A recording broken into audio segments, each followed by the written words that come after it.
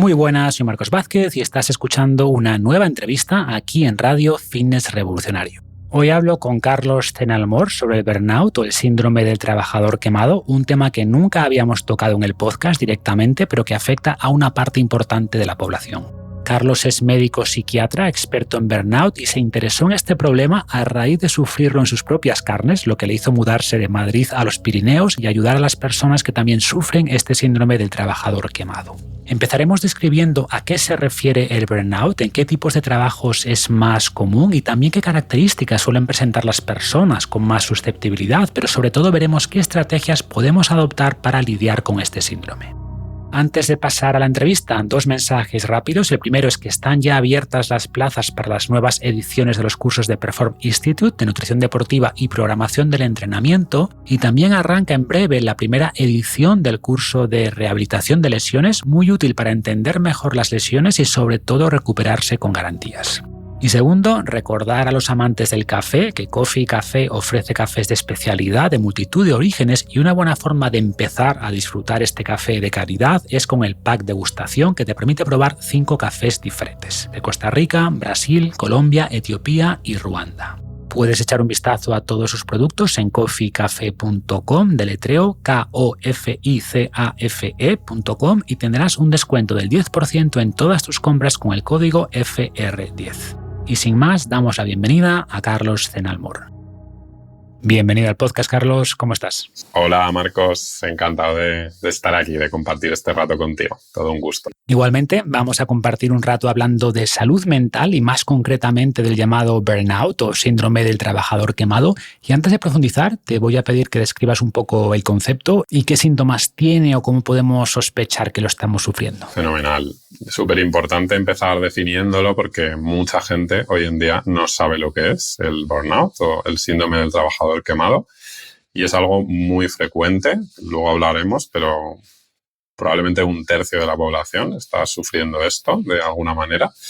Y pues básicamente la Organización Mundial de la Salud define el burnout a través de tres conjuntos de síntomas, que bueno, ya esto es algo importante, o sea, es un problema de salud que está recogido en la Clasificación Internacional de las Enfermedades, ¿vale? O sea, no es una invención, es muy real y muy oficial, y de hecho cada vez se le va dando más entidad. Y estos 3 bloques de síntomas que describe la Organización Mundial de la Salud, pues serían, por un lado, el agotamiento físico y mental.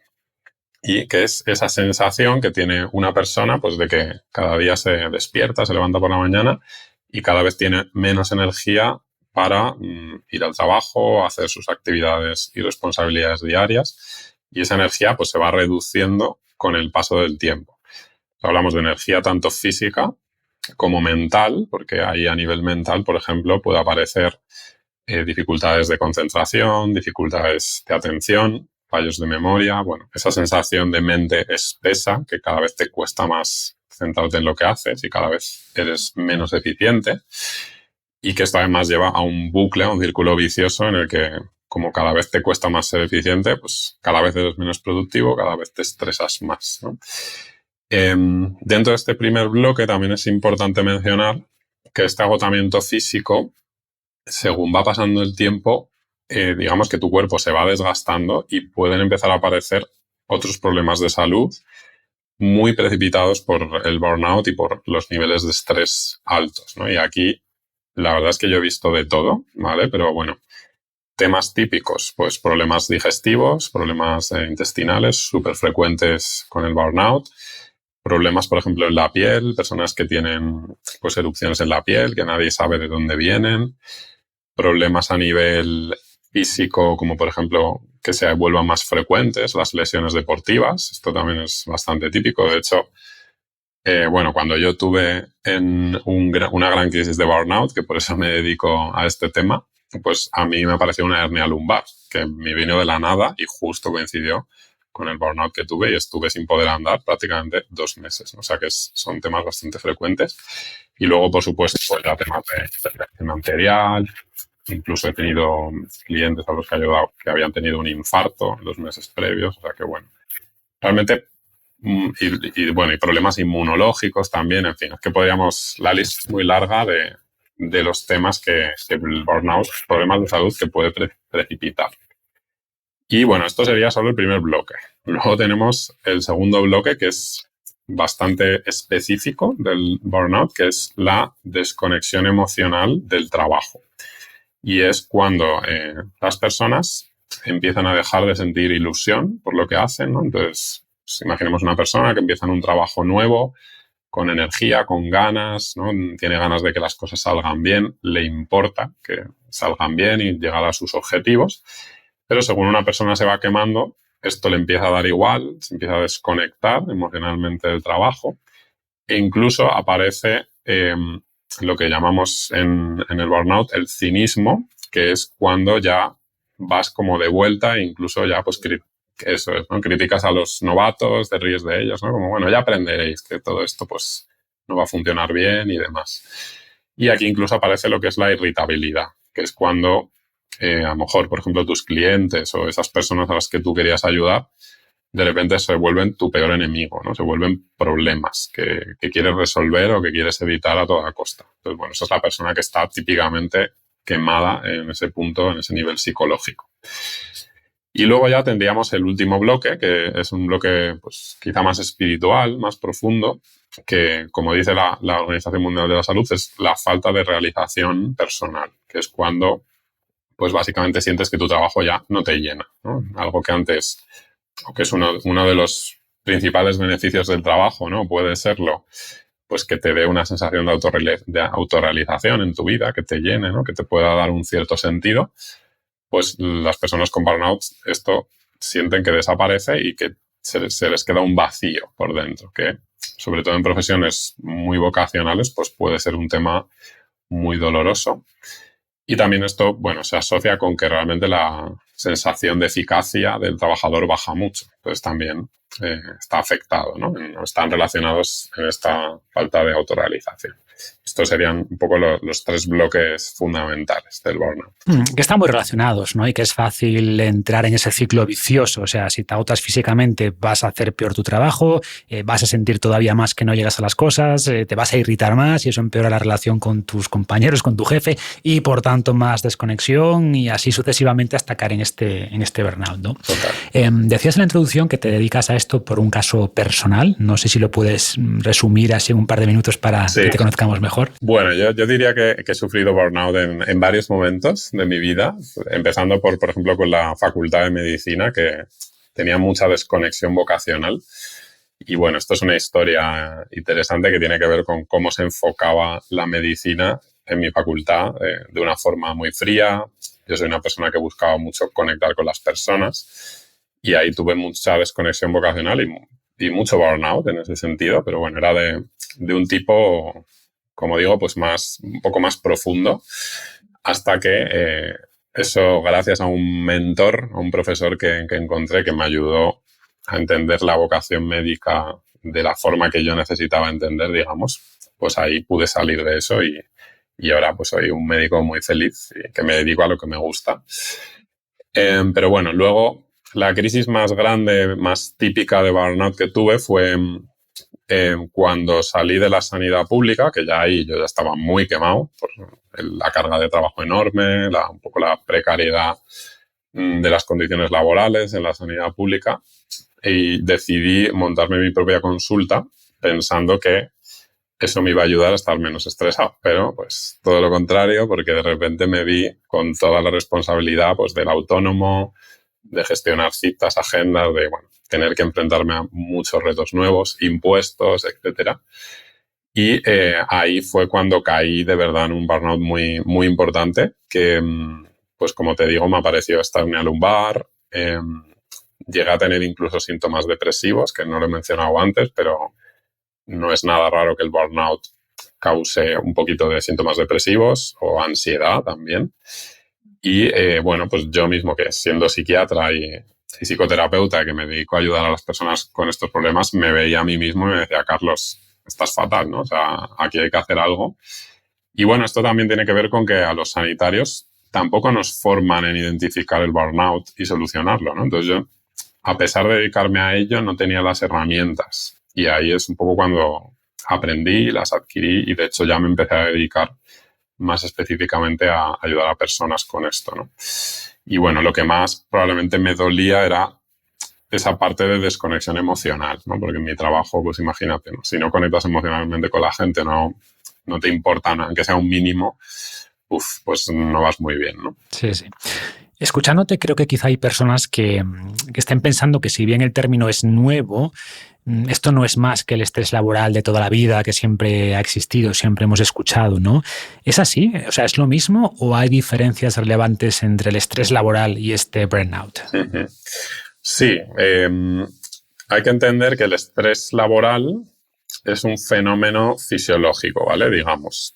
Y ahí pues tenemos que entrar en la famosa división entre estrés agudo y estrés crónico, ¿no? El estrés agudo es, digamos, natural, es sano, ¿no? Es necesario, vaya, pero el estrés crónico, que es cuando este estrés, hablando del estrés laboral, ¿no? Cuando este estrés laboral se mantiene en el tiempo sin ningún tipo de descanso, de desconexión, sin ningún tipo de cuidado, que luego podemos hablar más de esto, pues claro, ahí empieza a haber unas consecuencias tóxicas para el cuerpo y para la mente. Entonces, ¿el burnout qué es? Básicamente, al final el burnout es el síndrome del estrés crónico. O sea, es la manera en la que el cuerpo y la mente manifiestan el daño que le está creando, ¿no? El estrés crónico. Y pues esto no viene, o sea, esto también es una conclusión de mi experiencia y de ayudar a muchas personas con esto, ¿no? Pero para mí está bastante claro que es cómo no solo el cuerpo reacciona al estrés, sino también la mente, ¿no? Las manifestaciones psicológicas y psicopatológicas que la mente va teniendo cuando la sometes a demasiado estrés crónico. Y aquí creo que hay que mencionar también que el burnout se asocia fundamentalmente al estrés laboral y la OMS lo encuadra ahí, pero es evidente que los estreses de la vida diaria añadidos a los estreses del trabajo suman también. Y de hecho no es raro que las personas que me piden ayuda, pues siempre hay un grupo, un porcentaje que, por ejemplo, acaban de tener un hijo o un segundo hijo, ¿no? Y entonces sus niveles de estrés se han desbordado y su sistema de gestión de la vida está muy desbordado. Y ahí pues aparece el burnout, ¿no? Sí, es importante esta idea de la carga alostática o la sumatoria de todos los estresores que tenemos. Yo uso esta analogía del cubo, donde los estresores son los factores que van llenando ese cubo con estrés, ¿no? Pues falta de sueño, problemas en la oficina, discusiones con la pareja, pero hay también agujeros que te permiten liberar agua, ¿no? Como el ejercicio, como pasear por la naturaleza, como dormir. Pues el tamaño del cubo se refiere a tu capacidad de soportar estrés, que es distinta a cada persona, y ahora te preguntaré por eso. El agua total del cubo es el estrés que estás soportando y lo que queremos es que ese cubo nunca llegue a rebosar, ¿no? Y para evitarlo podemos hacer tres cosas. Podemos reducir los estresores que añadimos, aunque esto no siempre depende de nosotros. Podemos aumentar el tamaño del cubo, mejorando nuestra tolerancia al estrés, y podemos también hacer más agujeros al cubo, es decir, incorporar más actividades que reduzcan el estrés que tengamos, ¿no? Y en este sentido, hablando de estresores o de factores de riesgo, mejor dicho, o sea, por un lado, habrá trabajos o características del entorno laboral que aumenten la probabilidad de burnout, y por otro lado, habrá características de la persona, ¿no? Que hacen que expuestas al mismo entorno, pues unas caigan en ese burnout y otras no. Uh-huh. Y empezando por la parte laboral, ¿en qué tipo de trabajo solemos ver más este burnout o qué características comparten? Sí, a mí yo con esto siempre me gusta cogerlo con pinzas, ¿vale? Porque la gente se puede llevar la idea de que, pues yo no soy médico o no soy profesor o no soy emprendedor, entonces no voy a tener burnout. Para nada. O sea, de hecho, por ejemplo, la gente a la que yo ayudo, que me pide ayuda, es súper variada, o sea, el tipo de profesiones que hay. Entonces, bueno, esto un poco con pinzas, pero sí que está claro que hay un grupo, un perfil de profesionales que son perfiles que atienden a personas, porque dan servicio directo a personas, ¿vale? Que eso como podrían ser sanitarios, profesores, fuerzas de seguridad del Estado, ¿no? Por ejemplo, mi hermano es Policía Nacional y hay mucho burnout ahí, ¿no? Porque, bueno, pues estás cara a cara con un público que encima a veces no te agradece nada, ¿no? La labor que estás haciendo. Y bueno, esto lo vemos cada vez más tanto en médicos como en profesores, etcétera. Pero bueno, también un dependiente, por ejemplo, de una tienda está de cara al público y son trabajos que ese factor humano puede desgastar mucho, puede quemar mucho, sobre todo si tampoco ha recibido una formación psicológica adecuada para gestionar eso, ¿no? Que es algo de lo que yo me quejo mucho en la formación que recibimos los médicos, que está muy deshumanizada y al final es el 90% de nuestro trabajo, ¿no? Realmente, el contacto con personas. Entonces, bueno, esto sería un grupo. Luego, y además es interesante este grupo porque es los que más se han estudiado a nivel de burnout son estos grupos y de hecho muchos estudios sobre el burnout clásicos son de médicos o de sanitarios estudiándose a sí mismos, ¿no? Como colectivos y siempre dando cifras de burnout muy altas, ¿no? Y luego tenemos el grupo, digamos, de personas con elevada responsabilidad, ¿no? Que aquí entraría pues directivos, CEOs, emprendedores también, consultores, bueno, ¿no? Personas que cargan con la responsabilidad también de un equipo, de decisiones muy importantes y también normalmente con cargas de trabajo muy altas, que pues es un cóctel normalmente pues interesante para acabar con burnout. Y bueno, de hecho en este sentido pues hace poco salió un estudio de la Universidad de Berkeley que hablaba de que el porcentaje de emprendedores con burnout era del 72% en Estados Unidos. Y bueno, y observatorios de mutuas y demás, siempre los porcentajes en estos grupos que te acabo de mencionar suelen estar en torno al 60% o una cosa así, que es más, prácticamente el doble de lo que estimamos que sería en la población general. Es muchísimo. Y hay que aclarar que también puede surgir burnout en personas con trabajos no remunerados, ¿no? Que cuidan del hogar, que cuidan de un familiar y también se pueden quemar. Eso sí, súper bueno que lo menciones, ¿no? Que ya lo decía antes, que al final nuestra mente tampoco distingue de dónde viene el estrés, ¿no? Exactamente. Es verdad que el trabajo es una fuente de estrés enorme en nuestra sociedad, pero como muy bien dices, pues hay grupos de trabajo, digamos, que no los consideramos un trabajo culturalmente porque nadie les paga, pero que por supuesto que están realizando un trabajo con unos condicionantes que claro que pueden quemar, ¿no? Como estas personas que has dicho. Yo creo que hay dos cosas principales, ¿no? Por un lado están las relaciones personales, tanto con tu jefe y compañeros como con el público, si tienes un trabajo de cara al público, que eso puede quemar mucho, sobre todo en entornos con alto estrés, ¿no? Donde hay mucho en juego, como pueden ser muchos sanitarios, donde estás lidiando literalmente con la vida de las personas. O sea, que no es que tengas que dar explicaciones de por qué se retrasó el avión, que ya es estresante, pero cuando hablas de temas de vida o muerte, pues es duro, ¿no? Claro. Pero bueno, ese es un aspecto de riesgo y el otro, yo creo que está conectado, es si puedes desconectar después de salir del trabajo o no. Y hay trabajos donde esto es más fácil que en otros. O sea, si tienes puestos de responsabilidad en una empresa o si llevas proyectos complejos, es mucho más difícil desconectar, ¿no? Y es más fácil llevar los problemas a casa. O si eres un emprendedor, un autónomo, pues es difícil decir, oye, cierro a las 6 o a las 7 y hasta mañana. O sea, se puede, pero es más complicado. Eso fue una de las claves, ¿no? de esta crisis de burnout que yo tuve.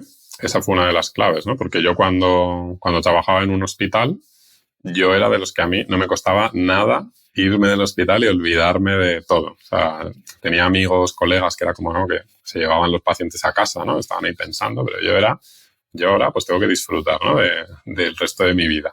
Y a mí nunca me costó. Pero cuando empecé a emprender o a trabajar por mi cuenta, claro, ya todo depende de ti. Y como bien acabas de decir, que eso es un tema clave, el trabajo es infinito. O sea, tú puedes seguir trabajando infinitamente, nunca se va a acabar, ¿no? Porque si acabas algo, siempre habrá una idea nueva o una responsabilidad que hay que terminar.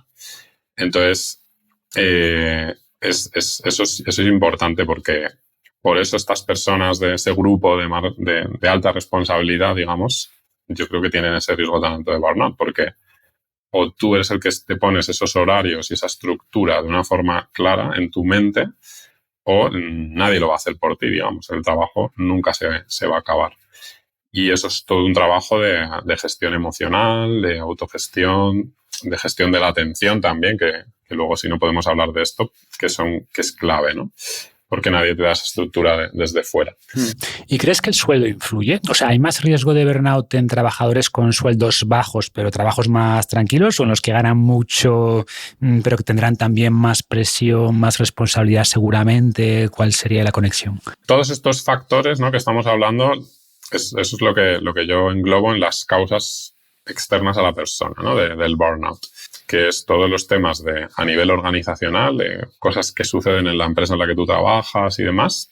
Y también estaría el plano social, que esto lo menciono porque, por ejemplo, esto que dices del sueldo, claro, que hay un pie puesto en el plano institucional, o sea, es cuánto me paga mi empresa y, por lo tanto, cuánto percibo que me valora mi empresa, que por ahí puede venir mucho burnout, porque el trabajador puede sentir que no está recibiendo un mensaje de valoración suficiente, ¿no?, por lo que está hecho. Pero ahí también hay una pata más social, ¿no? Y es que las condiciones precarias en una sociedad, pues cuando el poder adquisitivo va bajando, que es lo que estamos viviendo, ¿no?, en estos años, además en muchos países, pues claro, cuando el trabajador siente que su poder adquisitivo merma y que, por lo tanto, el fruto de su trabajo cada vez es menor y le da menos libertad, pues eso también es un factor que puede afectar a que esta persona esté estresada o que, por ejemplo, haga que coja otro trabajo para complementar su sueldo, ¿no? Porque tenga muchos gastos, por familia, etcétera, y no le quede otra. Entonces, bueno, ahí empiezan a entrar, como te digo, elementos que son más amplios y que por supuesto, que influyen, ¿no?, en el burnout. Y bueno, y ahí hay uno que a mí que me parece importante mencionar a nivel más social, ¿no?, y es la cultura en la que vivimos, que es una cultura, pues, que empuja a la hiperproductividad. Y esto es algo que viene sucediendo desde hace bastante tiempo y que bueno, aquí podríamos profundizar infinito, ¿no? Nos podríamos ir hasta la revolución neolítica de por qué esto sucede. Pero bueno, ¿no? Hay varios pensadores que a mí me gustan mucho que hablan mucho sobre este tema. Por ejemplo, uno que está ahora bastante de moda, que es Byung-Chul Han, que tiene un libro, es un filósofo que tiene un libro que se llama, sí. Lo conoces, ¿no?, La sociedad del cansancio, pues que habla básicamente de cómo como sociedad vivimos en una época en la que podríamos ser, pues, muy libres, digamos, porque por los niveles de avances tecnológicos que tenemos y demás, pero cómo nosotros mismos nos autoesclavizamos y nos llevamos a estar produciendo todo el rato, ¿no? A no poder descansar nunca y, por lo tanto, estar siempre cansados, que es el bloque número 1 de la sintomatología del burnout. Sí, la autoexplotación, ¿no?, que ocurre sobre todo en emprendedores, en autónomos, incluso en gente que gana mucho dinero, pero cuando ganas mucho por hora o por esfuerzo realizado, también es fácil caer en ese riesgo de mercantilizar tu tiempo, ¿no? Porque dices, oye, si gano un cliente más, pues son tantos euros más, o si doy una charla más, aunque te implique viajar, pues son, yo qué sé, X mil euros más o lo que sea. Y yo esto lo veo mucho, ¿no? O incluso lo siento, ¿no?, esa tentación de hacer más cosas, y creo que es importante ponerse límites, o sea, no tener miedo de decir que no a cosas que, aunque paguen bien, sabes que van a añadir más estrés a tu vida, que son estresores distintos, ¿no? O sea, si tienes un trabajo precario, te cuesta llegar a final de mes, pues es un estresor muy fuerte, desde luego, que te puede generar mucha ansiedad, problemas de salud mental. No sé si es burnout, como yo lo entiendo, ¿vale? Y después está esa persona que tiene dinero de sobra, pero que le cuesta parar o decir que no, y esto puede terminar derivando en ese burnout, pues eso, por no saber descansar o decir o poner límites, ¿no? Ahí te apunto un tema que creo que hay que defender, que, por ejemplo, porque yo tengo, o sea, ahora mismo tengo clientes a los que estoy ayudando con el burnout que son funcionarios, o, por ejemplo, una bibliotecaria. Hay una que es la encargada de la protección del patrimonio cultural de una provincia importante de España, y son funcionarios, pero ¿qué pasa? Que están muy comprometidos con su trabajo y ellos no ganan más, o profesores, esto también lo veo mucho en profesores, en médicos, no ganan más por trabajar más, pero aún así trabajan más, ¿no? Y en parte yo creo que tiene mucho que ver con esto de la cultura de la autoexplotación, ¿no? Que te decía que si ellos no se sienten como personas súper eficaces, y luego hay un tema que ahora podremos hablar de él a nivel de personalidad, ¿no? De querer siempre salvar, complacer y demás, pues eso es un cóctel que también les lleva al burnout, ¿no? Bueno, digo para que la gente sepa que puede pasar, también. Sí, claro. O sea, hay aspectos que tienen que ver con el trabajo, pero como bien comentas, hay características más ligadas a tu personalidad, a cómo eres tú, ¿no? Y gente que va a querer hacer lo mejor posible en cualquier ámbito. Y eso tiene cosas muy buenas, pero también eleva seguramente el riesgo de burnout, que esta es la paradoja, ¿no? Que las mismas características que te pueden ayudar a mejorar profesionalmente y tener puestos de responsabilidad, como preocuparte mucho de lo que haces, puede hacer que después te quemes más y al revés, ¿no? Personas un poco más pasotas, entre comillas, pues quizá no les va a ir tan bien profesionalmente, pero si se lo toman con más calma, pues quizás tengan menos riesgo de burnout, ¿no? Y como siempre, pues hay que buscar ese equilibrio. Pero bueno, la pregunta sería qué aspectos ya de la persona se asocian con más riesgo de burnout o con menos, y después veremos también qué se puede hacer para reducir este riesgo. Bueno, serían muchas, a ver, obviamente. Este es el tema que más me interesa, ¿no? Por ser psiquiatra dentro del burnout, pero bueno, por simplificar diría que son 3. Por un lado, los rasgos perfeccionistas y controladores dentro de la personalidad, los rasgos de complacencia yo lo llamo esto el rasgo salvador de la personalidad, que es estar solucionándole la vida a todo el mundo, y luego también la falta de autovaloración, que ahí estaría entroncado con el síndrome del impostor famoso, ¿no? Que es muy frecuente en el burnout. Entonces, dentro de esos rasgos perfeccionistas y controladores, pues sobre todo lo que ves son personas que efectivamente hacen muy bien las cosas, pero gastan muchísimo tiempo en llegar a ese nivel de hacer bien las cosas y, por lo tanto, al final se ponen la zancadilla a sí mismos porque, en el fondo, producen menos de lo que podrían si redujeran, ¿no? Ese nivel de perfeccionismo. Y luego hay mucha autocrítica interna, mucho machaque, ¿no? Como nunca nada está perfecto, nunca nada está suficientemente bien. Pues nada sirve, ¿no? Al final siempre se podría haber hecho mejor y es difícil tener la sensación de logro cumplido, ¿no? Entonces esto es muy típico en este grupo. Luego están las personas, como te digo, salvadoras, que aquí hay, bueno, hay 1000 historias que te podría contar, pero bueno, hay una persona que estuvo haciendo el programa que hago para el burnout y entonces me contaba cómo había llegado a tal punto de un poco de querer ayudar a su empresa y darlo todo y demás, que un día su jefe le dijo, oye, necesito a alguien que vaya a recoger naranjas a mi finca, que no tenía nada que ver ni con lo que hacía su empresa ni nada. Y ella fue, pero encima fue sintiéndose buena persona, ¿no? Diciendo, ay, qué buena persona soy. Y era una persona que ya estaba súper saturada y quemadísima, ¿no? Pero bueno, ese es el punto en el que la gente no distingue entre cómo se está autodestruyendo y cómo pues eso ya deja de ser ayudar a otras personas, ¿no? Porque además cuando te entras en ese bucle de querer estar salvando a todo el mundo, al final es dañino para los demás porque generas dependencia, ¿no? en ellos. Y luego este último punto, el de la autovaloración, bueno, pues tiene mucho que ver con que la gente no valora, pues, por ejemplo, su trayectoria profesional, que no sabe gestionar, por ejemplo, el tema del dinero, el tema de aumento de salario, el tema, si eres autónomo, de pedir más por tus servicios, ¿no? Porque muchas veces es esta sensación de, bueno, como para mí esto es fácil hacerlo, pues siento que no soy capaz de pedir más por ello. Bueno, y podríamos hablar ahí de muchos temas, como he dicho también el síndrome del impostor, que bueno, pues lleva a que la gente viva con mucha angustia. Pues hablemos ya de cómo lidiar con esto, ¿no? Mencionaste, por ejemplo, el perfeccionismo, y yo aquí creo que debemos entender que más que entregar algo perfecto, hay que entregar algo de suficiente calidad. Y el concepto de calidad, en el fondo, es un equilibrio. O sea, es la máxima calidad con el tiempo y con las restricciones del entorno que tengas, ¿no? Pero ¿cómo se puede trabajar esto, por ejemplo, el perfeccionismo en consulta? Sí. Bueno, esto es súper interesante.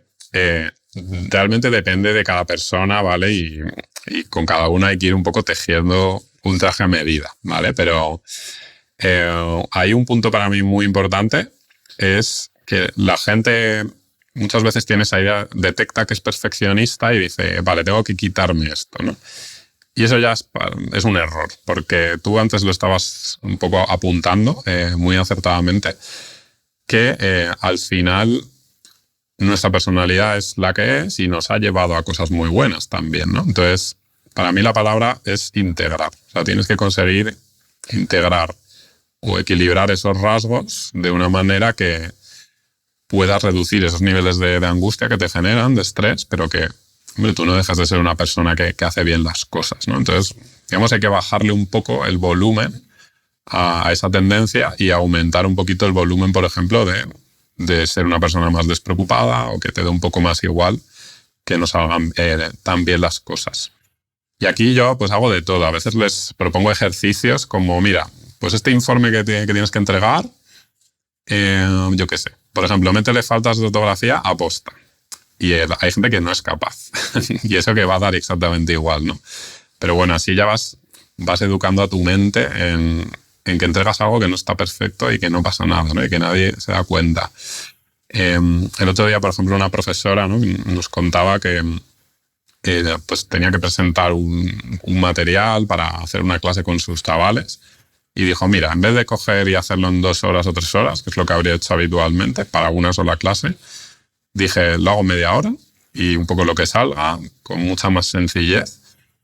Y eso lo que le llevó fue a que esa clase fue una clase mucho menos controlada, digamos, mucho más espontánea por parte de ella, y al final salió mucho mejor de lo normal, ¿no? De lo que ella estaba acostumbrada, porque se dio más espacio a la espontaneidad, ¿no? Entonces, bueno, ahí van entrando diferentes temas que permiten que la persona exprese elementos de su personalidad y de su mente que son nuevos, ¿no? Que son diferentes. Sí, al final se trata de entender que en la vida hay restricciones y tienes que jugar con ellas, ¿no? O sea, por ejemplo, en los proyectos se usa el triángulo de hierro, creo que se llama, donde cada lado del triángulo representa tiempo, coste o calidad. Por tanto, si un cliente quiere hacer algo en menos tiempo, pues tienes que explicarle que eso o va a costar más, que no siempre es posible añadir costes, o se lo vas a entregar con menos calidad. Sí. Y también es fundamental la comunicación, ¿no? El caso de que te vengan tareas desde arriba, ¿no?, de tu jefe, supervisores, etcétera. O sea, al final la mayoría de jefes son personas sensatas y racionales. O sea, hay esta caricatura del jefe como alguien déspota, explotador, y esos jefes existen, por supuesto, igual que existen trabajadores incompetentes, pero en general la gente es sensata, los jefes quieren que el equipo esté contento, los trabajadores quieren hacer bien sus tareas, y si notas que estás sobrepasado o que estás haciendo algo y te asignan más tareas, también es tu responsabilidad decirle a tus supervisores, oye, tengo esta tarea o tareas, ayúdame a priorizarlas. ¿Qué hago? ¿Termino con lo que estoy haciendo y me pongo con esto? ¿O retraso lo que estoy haciendo y priorizo esto? Y es importante tener estas conversaciones y no simplemente decir que sí o comprometerte a cosas que no son razonables, ¿no? Totalmente.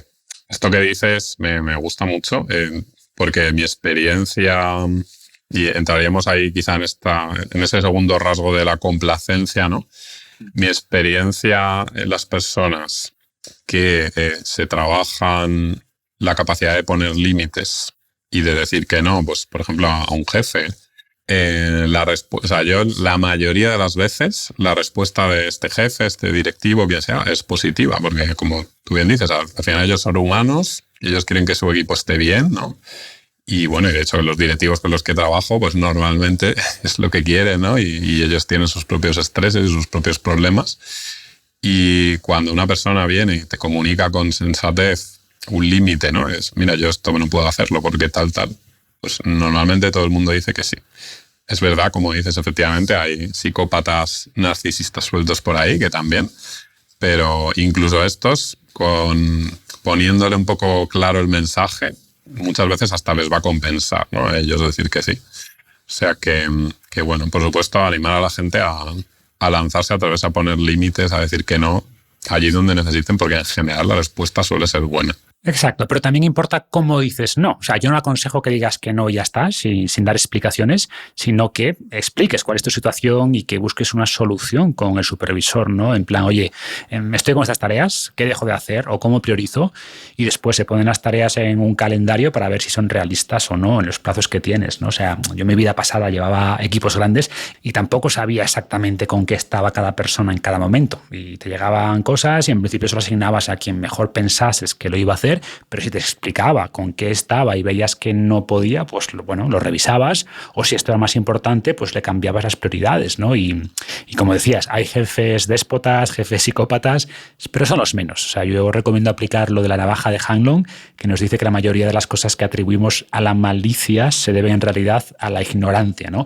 Y si hablas y explicas, pues vas a lograr que tu jefe tenga más información y planifique mejor también. Y por supuesto, si tu jefe o supervisor es un déspota, pues intenta cambiarte de trabajo, porque llevarte mal con tu jefe contribuye mucho al burnout. De hecho, esto que dices de que muchas veces tu jefe, tu superior, sea quien sea, no sabe cómo estás tú, es que es muy real y es una de las respuestas más frecuentes que veo, ¿no? Cuando alguien dice, sí, pues se lo dije y tal, y normalmente la respuesta es, joder, no tenía ni idea de que estabas tan mal, ¿no? Porque no te pueden leer el pensamiento y siempre tienes 1000 cosas en la cabeza como para estar fijándote en a ver si esta persona va a estar estresada o no. Como ella no lo comunique, pues difícil que tú lo sepas, ¿no?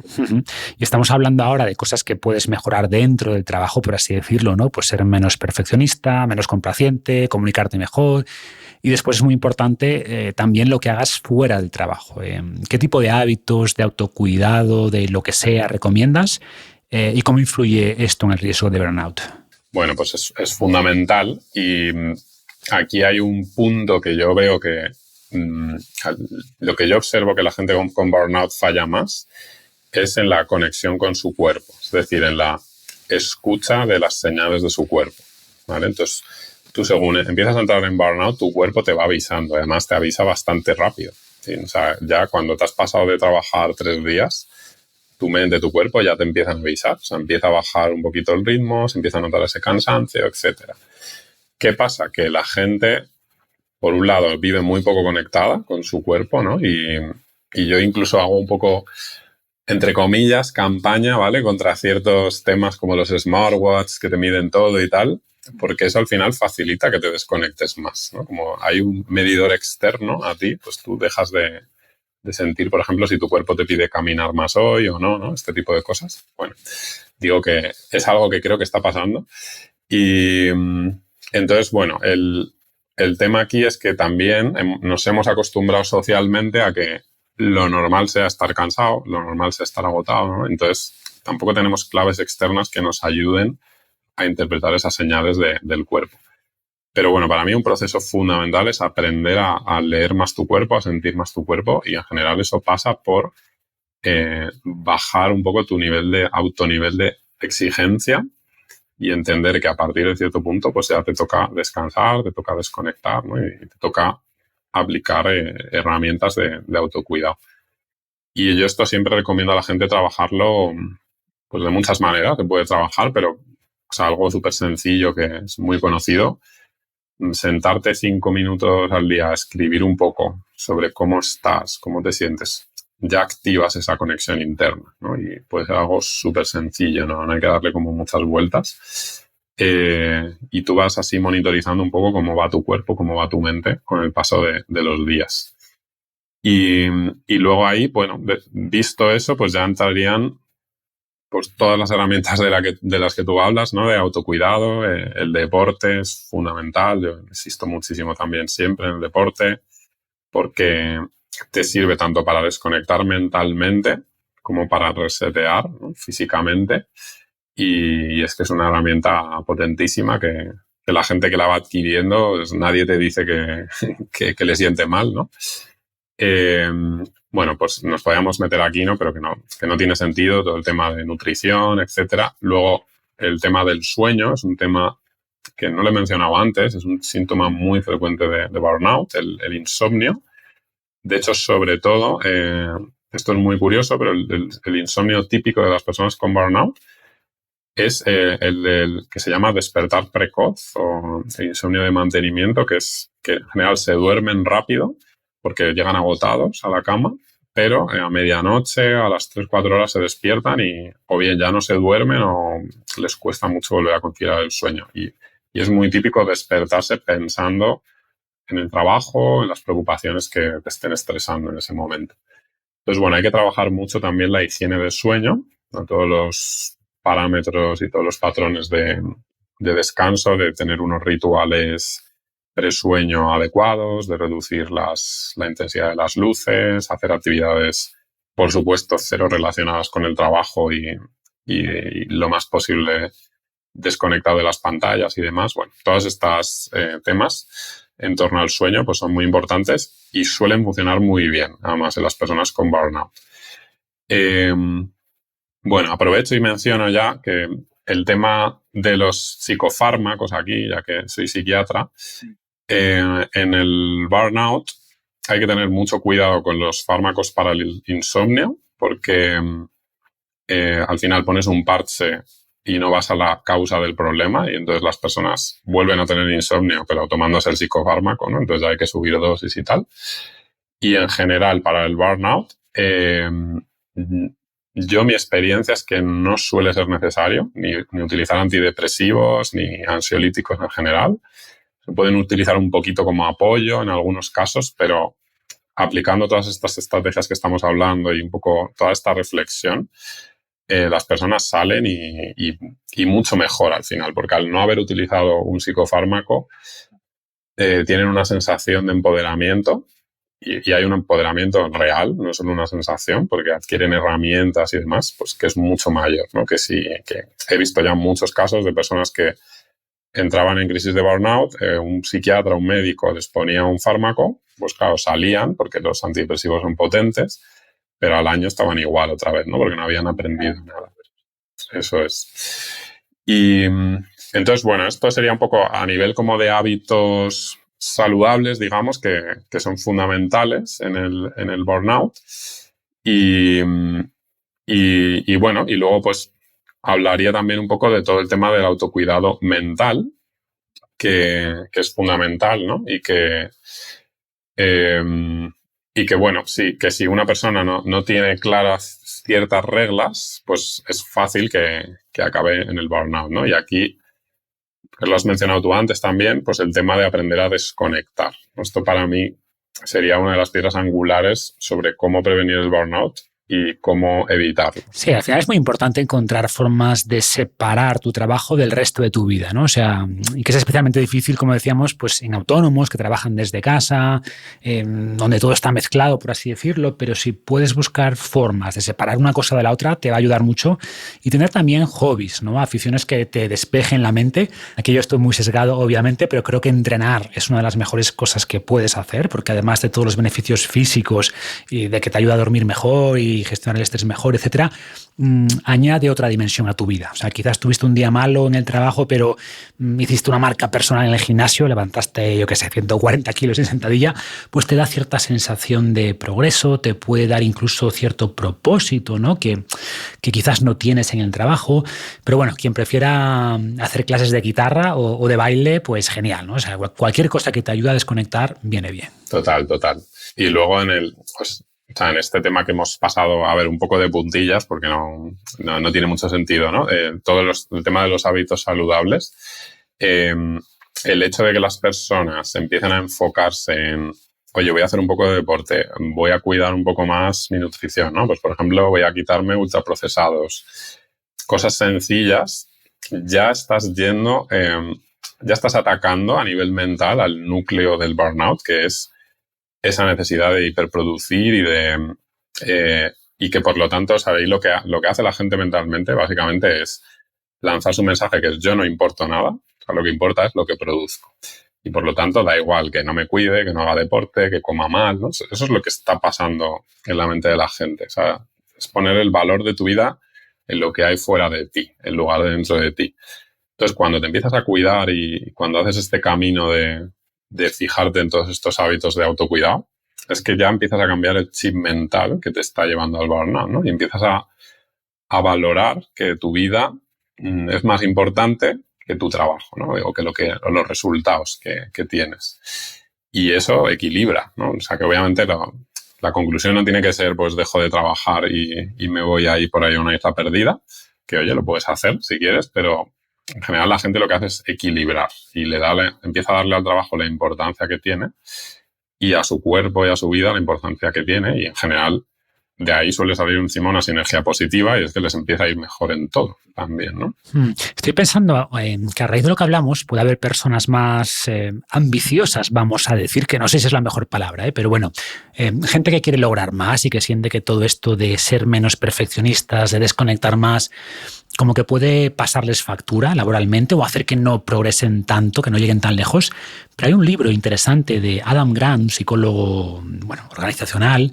El título del libro es Give and Take, si no recuerdo mal, que divide a las personas en givers o takers. Los givers serían donantes, ¿no? Y los takers receptores. Los donantes son personas que están más centradas en los demás, que prestan atención a lo que otros requieren de ellos, que ayudan siempre que pueden. Y los receptores o takers serían esas personas que siempre intentan obtener más de lo que reciben, ¿no? O sea, que priorizan mucho más sus intereses que los colectivos. Y por supuesto es una simplificación. Casi nadie es donante puro o receptor puro, pero todos tenemos un estilo primario en el trabajo. Y lo que viene a decir Grant, a raíz de los estudios, es que los donantes puros, o mejor dicho, los que se preocupan mucho por los demás y poco por ellos mismos, terminan en la base de la pirámide, o sea, no les va muy bien, mientras que los receptores terminan por encima de ellos, en la mitad de la pirámide, pero a los que mejor les va a largo plazo es a los donantes que se preocupan mucho por el interés de los demás, pero también por el suyo propio, ¿no? O sea, que equilibran el interés de los demás por el interés propio de cuidarse para seguir pudiendo rendir bien, y creo que esto aplica aquí totalmente, ¿no? Que es lo mismo que nos dice esta metáfora o esta analogía que está muy manida, pero que es cierta, ¿no? Lo de ponte tú la mascarilla de oxígeno antes en el avión y después se la pones a los menores que te acompañan. O sea, tienes que estar tú bien primero para rendir bien laboralmente en este caso, para ser un buen compañero, etcétera, ¿no? Totalmente. Lo que yo mencionaba antes de la integración, ¿no? O sea, no es que te quedes en un polo o en otro, sino que consigas integrar elementos, ¿no? de estos rasgos. Y otra cosa que se me viene a la mente, yo lanzo ideas, ¿no? También por mi experiencia pasada, creo que la gente que desarrolla habilidades de organización, de planificación, etcétera, tiene menos burnout porque también son más eficientes, ¿no? Tiene más claridad sobre cómo estructurar su jornada. Y esto no es posible en todos los trabajos, ¿eh? O sea, hay trabajos mucho más reactivos, y por reactivo me refiero a que no puedes planificar. O sea, si eres un médico en urgencias o trabajas de atención al cliente, pues llega lo que llega, ¿no? No hay mucha planificación posible. Pero dentro de lo que puedas, esa planificación, la organización un poco diaria, ayuda no solo a ser más efectivo y sentirte menos abrumado, sino a algo muy importante psicológicamente, que es el sentimiento de autonomía. Muchos estudios indican que las personas que sienten más autonomía en sus trabajos tienen menos riesgo de burnout. Y esta autonomía tiene una parte objetiva, o sea, hay trabajos que te dan más autonomía que otros, pero tiene también un componente subjetivo, de percepción, y tú puedes buscar aspectos donde donde ganes esa autonomía, aunque solo sea la forma en la que ordenas tus cosas, cómo organizas elementos básicos de tu trabajo, hasta cómo decoras tu puesto de trabajo, ¿no? O sea, si pones una planta o una foto, pues cosas tan básicas como estas también pueden ayudar. Totalmente, ¿no?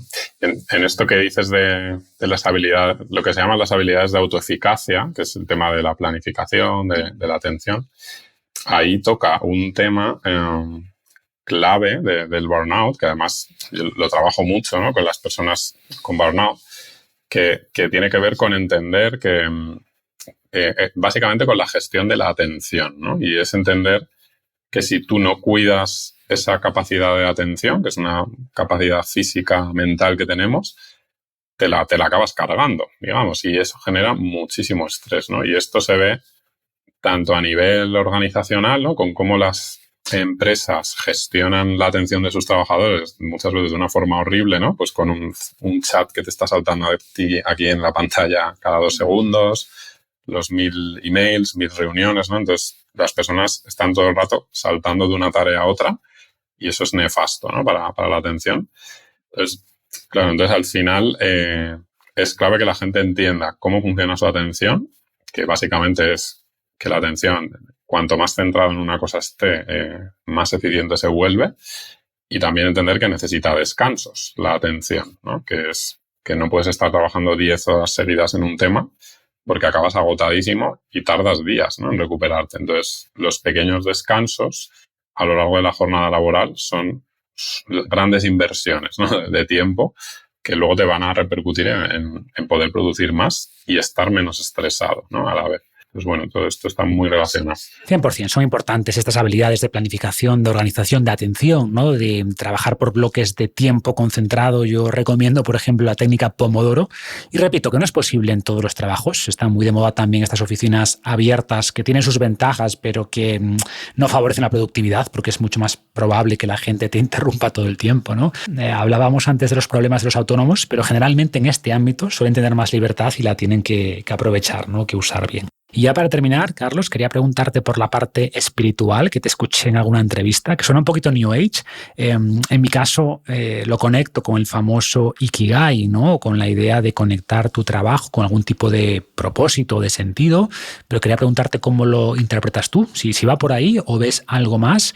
Pero sabemos que las personas que ven su trabajo como algo más que una forma de ganarse la vida son menos propensas al burnout, ¿no? Total. De hecho, es que hay estudios que lo han mostrado, ¿no? Tanto en trabajadores como, bueno, de hecho, estudios que tú citas en tus libros, que incluso está relacionado con una mayor calidad de vida y supervivencia, ¿no? Entonces, esta dimensión espiritual, para mí es hablar de una dimensión natural del ser humano. O sea, siempre estamos buscando pues una cierta trascendencia en nuestra vida, ¿no? Y que la puedes entender de muchas maneras. Y que en el trabajo para mí es muy importante, ¿no? Porque si tú logras entender el sentido de lo que estás haciendo, que esto es algo que puede quemar mucho, ¿no? Cuando un trabajador en una multinacional está haciendo algo y no sabe para qué es lo que está haciendo, pues eso quema mucho. Y bueno, ahí esta anécdota que te contaba, ¿no? Cuando estuve quemado en la época de la Facultad de Medicina, yo era algo que veía que quemaba mucho a todos los estudiantes, ¿no? Que nos faltaba mucha conexión con el sentido de lo que estábamos haciendo, ¿no? O sea, las asignaturas eran anatomía, bioquímica, tal, ¿no? Y luego el propósito también de la propuesta de éxito que te vendían, ¿no? En la facultad, pues que era ser un gran médico en un gran hospital de ahí en Madrid, ¿no? A poder ser. A muchos estudiantes, yo incluido, esa idea de éxito no nos decía nada, ¿no? Y parecía que si tú no querías eso, eras un mal médico o que no debías ser médico, ¿no? Y ese fue uno de mis grandes conflictos vocacionales y ahí, en esa época. Entonces también tenemos que tener mucho cuidado con qué idea de éxito tenemos en la cabeza, con qué idea de éxito nos está metiendo la sociedad en la cabeza y entender que el éxito es algo... El éxito, el sentido en la vida, ¿no? Hacia dónde queremos ir, es algo muy particular de cada uno y que cada uno tiene la responsabilidad de encontrar eso, ¿no? De buscarlo y a partir de ahí, pues, intentar conectarlo en su vida y con su trabajo lo más posible. Y bueno, esto que has mencionado también es algo que me parece muy, muy bonito realmente, el cómo en un trabajo que a priori puede ser sencillo o que no le puedas ver una gran repercusión trascendente en la humanidad, como puede ser, no sé, un dependiente, ¿no? En una tienda, por ejemplo, ¿no? Pues claro que le puedes encontrar muchísimo sentido, ¿no?